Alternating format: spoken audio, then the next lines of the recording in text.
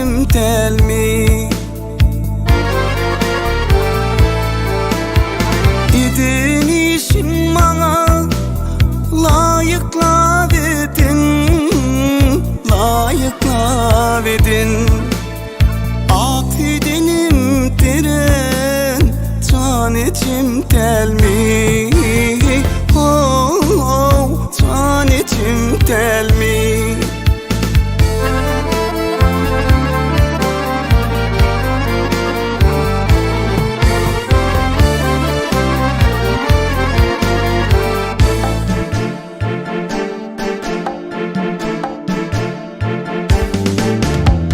Suya salıp sıypalardı başımdan, ukavisim aylanırdı taşımdan.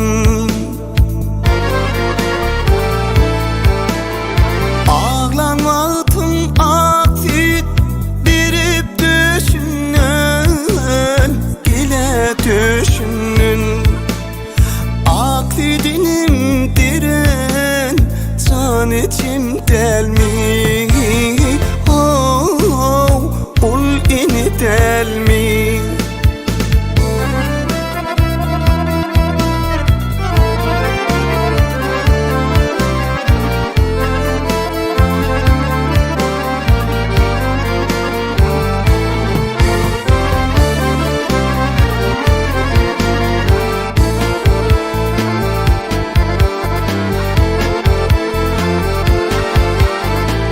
Şahir aydır kenir içen kımmatı, şunun için yazdım 5 kelim hatı.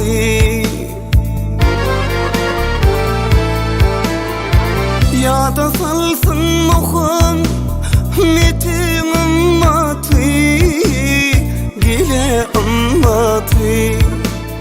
Aksidinim diren, can içim del mi?